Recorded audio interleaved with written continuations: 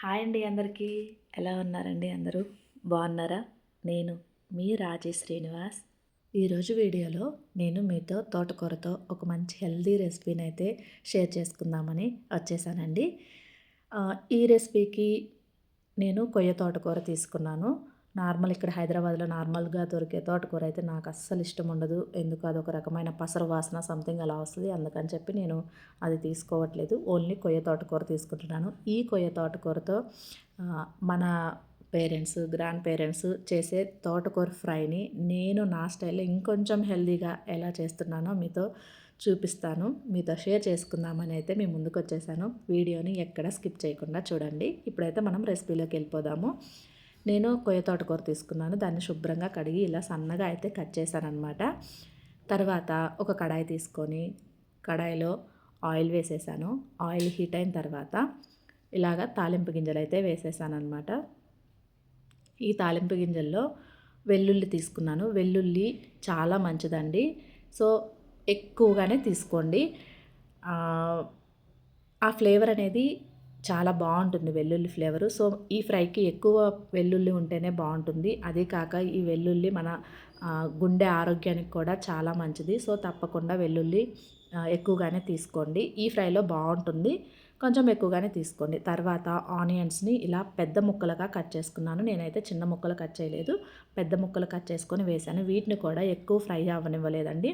ఒక్క నిమిషం అలా ఉంచేసి తర్వాత కట్ చేసుకున్నటువంటి ఆకుకూర మొత్తాన్ని అయితే వేసేసాను. అదే తోటకూర మొత్తాన్ని ఇలా వేసేసి అందులో కొంచెం పసుపు అలాగే కొంచెం సాల్ట్ వేసేసి చక్కగా ఈ విధంగా కలుపుకున్నాను. సాల్ట్ వేయడం వల్ల ఏమవుతుందంటే ఆకుకూరలో ఉన్నటువంటి వాటర్ అంతా ఫాస్ట్గా రిలీజ్ అయ్యి త్వరగా ఉడుకుతుందనమాట. అందుకే ముందే కొంచెం సాల్ట్ వేసుకోవాలి. సాల్ట్ కూడా ఎక్కువ వేసుకోవద్దండి, ఎందుకంటే ఆకుకూరల్లో ఆల్రెడీ సాల్ట్ కంటెంట్ అనేది ఉంటుంది.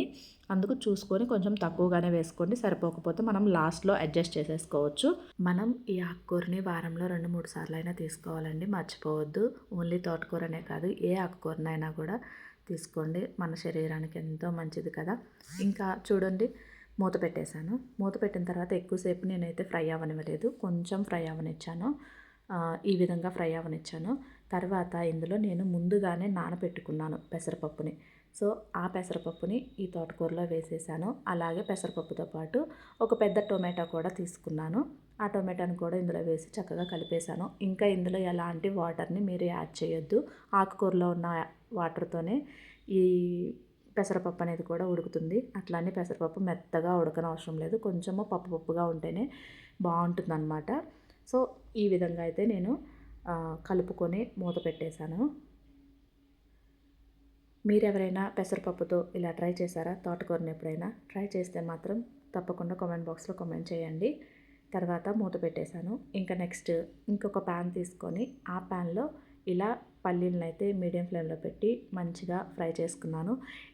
ఎప్పుడు కూడా నేను తోటకూర ఫ్రై చేసినప్పుడు వెల్లుల్లి కారం వేస్తాను. అంటే వెల్లుల్లి కారం, ఉప్పు మిక్సీ కొట్టేసి వేస్తాం కదా, అది వేస్తాను. కానీ ఈసారి కొంచెం డిఫరెంట్గా ఫ్లేవర్ మారుతుంది, టేస్ట్ మారుతుంది. ఇలా ఎందుకు ట్రై చేయకూడదు అని చెప్పేసి పల్లీ కారాన్ని అయితే వేస్తున్నాను.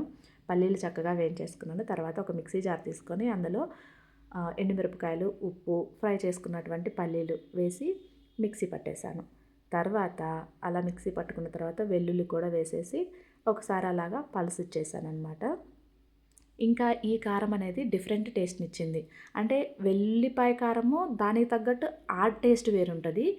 ఇంకా ఈ పల్లి కారము దీనికి తగ్గట్టు ఈ టేస్ట్ డిఫరెంట్గా ఉందన్నమాట. దేనికదే అని చెప్పొచ్చు.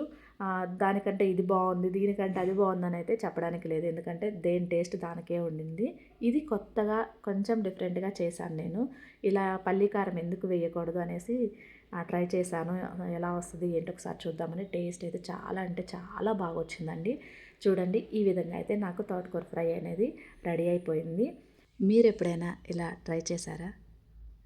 ట్రై చేస్తే కామెంట్ బాక్స్లో కామెంట్ చేయండి. అలాగే ఈ వీడియో మీకు ఎలా అనిపించింది అనేది కూడా నాకు కామెంట్ బాక్స్లో కామెంట్ చేయండి, మర్చిపోవద్దు.